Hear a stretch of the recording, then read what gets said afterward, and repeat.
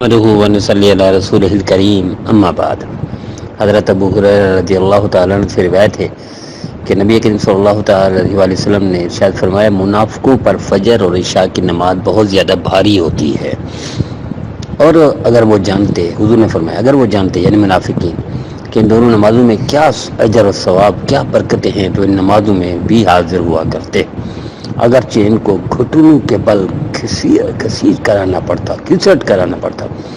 پھر ارشاد فرمایا، میرا دل چاہتا ہے کسی دن میں مؤذن کو حکم دو وہ جماعت کے لیے اقامت کرے، پھر میں کسی شخص کو حکم دوں میری جگہ وہ لوگوں کی امامت کرے،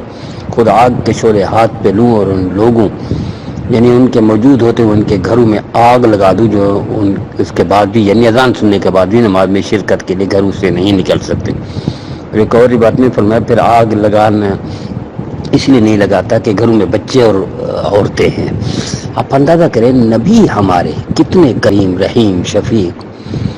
ایسی پیار کرنے والی شخصیت، اللہ کے بعد ماں باپ سے بھی زیادہ نبی کریم صلی اللہ علیہ وسلم ہے جو ہم سے پیار کرتے ہیں، ہم سے محبت کرتے ہیں، ہمارے لیے شفیق ہے، رحیم ہے، کریم۔ اگر ایسی ہستی جو سب سے زیادہ پیار کرے اللہ کے بعد، والدین سے زیادہ، پوری کائنات سے زیادہ، اور وہ فرمائے کہ آگ لگانے کو دل کرتا ہے، تو سمجھ لیجیے یہ بہت بڑا جرم ہے، بہت بڑا گناہ ہے۔ آج ہماری 90% سے زیادہ آبادی صبح میں سوئی ہوتی ہے، مسجد نہیں آتی، 90% سے زیادہ آبادی، اور فرمایا برکت صبح کی نماز میں ہے، یعنی برکت صبح کے وقت میں ہے، اور ہماری آبادی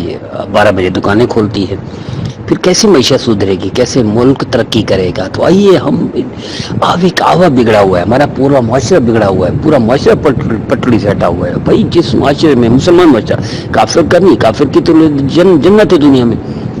نماز نہیں پڑھتا، کوئی فرق نہیں، روزہ نہیں رکھتا، کوئی فرق نہیں، حج نہیں کرتا، کوئی حرج نہیں۔ مسلمان کے لیے ہے یہ، مسلمان کے لیے یہ حکم ہے، کافر کے لیے۔ تمہیں واپس آتا اپنے موضوع کی طرح، تو میں غلط کرتا ہوں۔ امام غزالی رحمۃ اللہ نے ایک مثال دی ہے، انہوں نے لکھا ہے کہ ایک دفعہ حضرت عیسیٰ علیہ السلام کہیں سے گزرے تو کھیت کھلیان، ہریالی بھریالی، سرسبز و شاداب علاقہ، باغات وغیرہ، کچھ عرصہ بعد وہیں سے واپس گزرے تو دیکھا تو وہ ویران ہے، پہلے آباد تھا، سرسبز و شاداب تھا، اب ویران ہے۔ تو کھڑے ہو گئے، یا اللہ یہ ماجرا کیا ہے؟ اللہ نے وحی اتاری، عیسیٰ یہ وہی جگہ ہے جو سرسبز و شاداب تھی، ہریالی بھریالی تھی، کھیت کھلیان تھے، باغات تھے، فصلیں تھی، یہاں سے ایک بے نمازی گزرا ہے، اس بے نمازی کی نحوست نے سارے علاقے جو برکت والا تھا، جو آباد تھا، ویران کر دیا۔ جب بے نمازی گزرے جس علاقے سے، وہاں نحوست پڑتی ہے، وہاں وبال آتا ہے، وہاں پریشانی آ جاتی ہیں اور ویرانی آ جاتی ہے۔ تو گھروں میں ویرانی نہیں ہے کہ جہاں ہماری بہنیں بھی نماز کے لیے سوئی ہوتی ہیں، صبح کی نماز نہیں پڑھتی،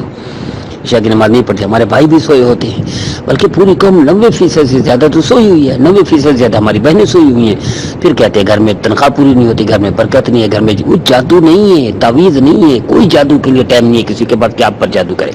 کوئی تعویذ کے لیے ٹائم نہیں ہے آپ پر تعویذ کرے۔ بھئی یہی جادو ہے کہ آپ گھر میں سوئے ہوئے ہیں، اللہ کے حکم، اللہ کے حبیب صلی اللہ علیہ وسلم کی فرمان برداری میں اٹھنے کے لیے تیار نہیں، نماز پڑھنے کے لیے تیار نہیں۔ یہی نحوست ہے، یہی پریشانی ہے، یہی بیماریاں ہیں، یہی مصیبتیں ہیں، یہی دکھ درد ہیں، یہی وہ ہے پریشانی ہے جو آپ خود اپنے پاؤں پر کلہاڑی مار کر پریشانی کو بلاتے ہیں۔ تو میں درخواست کرتا ہوں اپنے بھائیوں سے، اپنی بہنوں سے، اللہ کی رضا کے لیے تربیت کیجیے، اللہ کی رضا کے لیے صبح بستر کو چھوڑ دیجیے، اللہ کے رسول کے فرمان پر لبیک کہیے، نماز کے لیے کھڑے ہو جائیے، پھر دیکھیے آپ کے گھر میں برکت کیسی ہے، یہی تنخواہ پوری ہو جائے گی، اسی میں برکت ہوگی، پھر یہی گھر آباد ہو جائے گا، اسی میں کوئی جادو آپ کو نظر نہیں آئے گا، کوئی تعویذ نظر نہیں آئے گا۔ اب ہر گھر میں جادو، ہر طرف کیوں؟ کوئی جادو نہیں، کوئی تعویذ نہیں۔ آپ عامل کے پاس جائیں گے تو وہ تو پوری دنیا جائے وہ کہے گا جادو ہے، پوری دنیا کے لوگ عامل کے پاس وہ جادو ہے۔ وہ بھائی اللہ کے رسول کی نافرمانی سب سے بڑا جادو ہے، اللہ کے رسول صلی اللہ علیہ وسلم کی مخالفت سب سے بڑا جادو ہے، سب سے بڑا تعویذ تو یہ ہے جو آپ خود کر رہے ہیں، خود جادو اپنے اوپر کر رہے ہیں، نافرمان ہے اللہ کے رسول کے، صبح کی نماز میں سوئے ہوئے ہیں، نماز پڑھتے نہیں، تو گھر میں برکت نہیں آئے گی، نحوست آئے گی۔ تو میں التجا کرتا ہوں اپنے بھائیوں سے، اپنے بہنوں سے، خدا کے لیے تربیت کیجیے، خدا کے لیے اللہ کے رسول کی نافرمانی نہیں کیجیے۔ نافرمانی مہنگی ہے، مہنگی قیمت خود ادا کرنی پڑتی ہے، جیسے آج ہمارا معاشرہ بھگت رہا ہے۔ زرعی ملک ہے، اس کے باوجود دنیا کی ہر چیز ہم باہر سے منگوا رہے ہیں، ہم محتاج کیوں ہو گئے، ہم فقیر کیوں ہو گئے؟ یہ کیوں مسلط ہو گیا فاقے، کیوں قحط مسلط ہو گیا؟ اس لیے کہ اب ساری قوم نہ فرمانے اللہ کے رسول کی، جب پوری قوم نہ فرمان ہو جائے تو پھر برکت نہیں، نحوست اترتی ہے۔